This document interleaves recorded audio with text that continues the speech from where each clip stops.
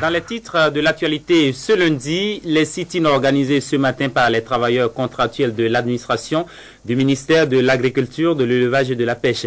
Ils exigent notamment leur reversement en agent permanent de l'État.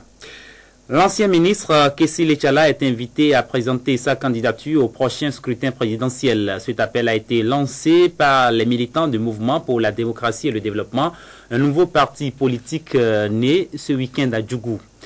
Et fin, depuis hier, du 8e Festival international des cultures du Dahomey pour le maire de la ville d'Abomey. C'était une réussite. Le président Abdoulaye Biotchane était l'invité d'honneur de la cérémonie de clôture. Ils étaient une fois encore au front ce matin, les travailleurs contractuels des différents services et directions du ministère de l'Agriculture, de l'Élevage et de la Pêche. Ils ont organisé 2 sit-ins, l'un à la direction de l'INRAB et l'autre au ministère de l'Agriculture. Ils exigent des autorités la satisfaction de certaines revendications. Le reportage est signé Christian Danedjan et Rachidi Souberou. Ici, devant l'entrée principale de la direction de l'Institut national de la recherche agricole du Bénin, INRAB, les travailleurs désespérés, lassés de la sourde oreille dont fait montre les autorités de tutelle, haussent le ton. Cela fait aujourd'hui plus d'1 mois qu'ils ont enclenché une série de mouvements d'humeur pour exiger enfin la satisfaction de leurs revendications, libellées en 3 points. La première raison, c'est le reversement des agents contractuels de cette maison-là en agents contractuels de l'État. Le deuxième point, c'est le paiement des arriérés de la prime exceptionnelle de motivation. Ça fait des trimestres, 6 à 7 trimestres. Et le troisième point, c'est le problème de vie juridique. Ils étaient là à crier leur ras-le-bol lorsque le directeur de l'Institut fit son apparition. Conscients du fait que ce dernier reste et demeure insensible à leurs cris, ils ont pris des dispositions pour mieux se faire entendre.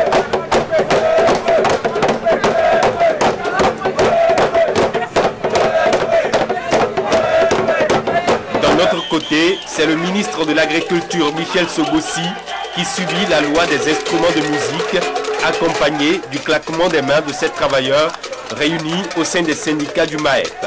Leur chapelet de doléances se résume à leur reversement en agent permanent de l'État et au paiement des arriérés de primes. Des exigences jugées fondées et soutenues par le secrétaire général adjoint de la CSTB. Si vous ne pouvez rien faire, donnez aux camarades tout au moins avant la fête leur prime, parce que ce n'est pas les habits déchirés, le ventre affamé qu'ils vont rencontrer Jésus le 25 décembre. Recevant la motion des travailleurs de l'INRAB et des autres syndicats du ministère de l'Agriculture, de l'Élevage et de la Pêche, Michel Sobossi s'est dit ouvert au dialogue. Continuons de dialoguer, continuons de négocier. Vos 10 revendications ne relèvent pas que du ministère de l'Agriculture, de l'Élevage et de la Pêche. Il y a d'autres acteurs, il y a d'autres partenaires qui interviennent dedans. Nous également, à leur niveau, nous négocions. Donc nous voulons que vous aussi, vous acceptiez de négocier avec nous, de dialoguer avec nous. Ces propos sont loin de calmer les manifestants. Ils ont en vue une série de mouvements plus corsés pour exiger ce qui leur revient de droit. Le Festival international des cultures du Dahomey a connu son épilogue hier. À la cérémonie consacrant la clôture de cet événement, le maire de la ville, Blaise Aranzo-Glélé, s'est réjoui de sa réussite. Il avait à ses côtés le roi Degalaï Agoli Agbo et le président de la BOAD, Abdoulaye Biotchane. Arnaud Amoussou et Daounkwevi pour le compte-rendu. Décentralisation et la problématique des festivals culturels, quelles opportunités pour l'économie locale? C'est le thème qui aura baigné durant plus de 10 jours les différentes activités de la 8e édition du festival du Dahomey.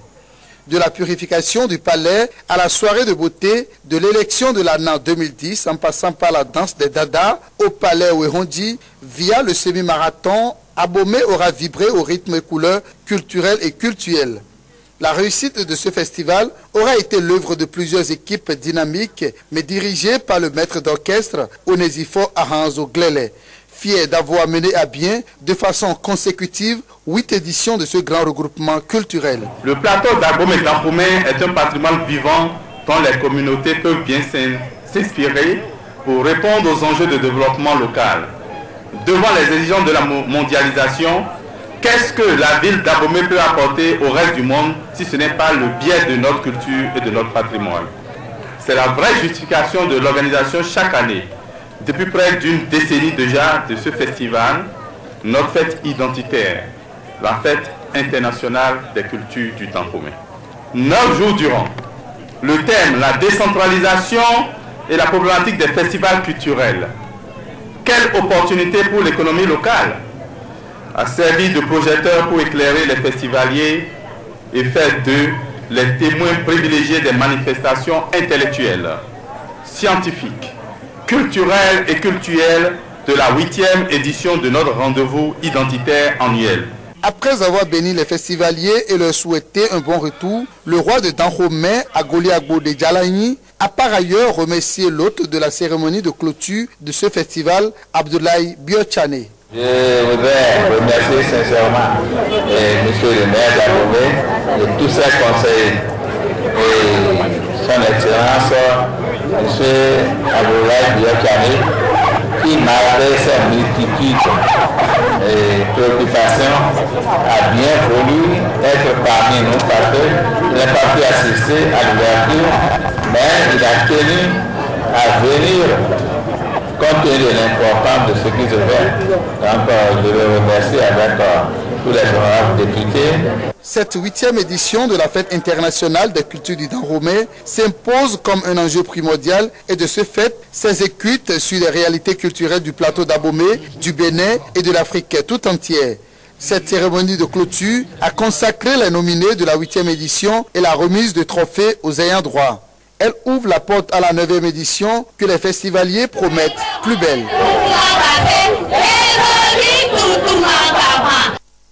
Abdoulaye Biotchane était donc l'invité d'honneur à la cérémonie de clôture des festivités de la 8e édition de la Fête internationale des cultures du Dahomey. Entouré d'une forte délégation, le président de la Banque ouest-africaine de développement a été reçu par le maire de la ville d'Abomey et par l'imam de la mosquée centrale de la ville. Mais avant, il était au palais central d'Abomey. Retour sur cette visite avec Laurent Kokou et Denkwevi.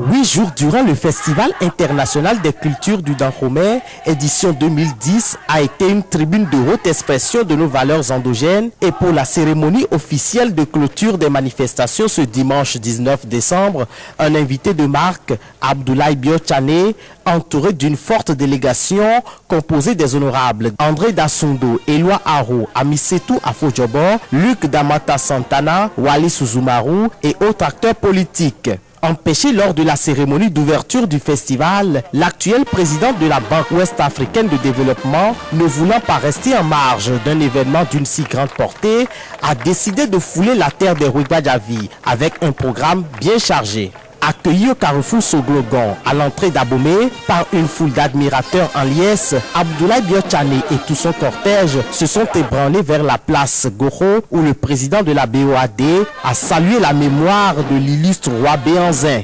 Cap fut ensuite mis sur le palais royal d'Abomey où il a été accueilli par le roi de Djalayi Agoli Agbo, entouré des sages et notables de la cour. Occasion propice pour l'illustre hôte de dévoiler son ambition pour Abomey et sa jeunesse. Et je suis venu vous dire que je conduirai, je m'associerai à tous les efforts qui vont conduire à la réhabilitation des palais historiques d'Abomey.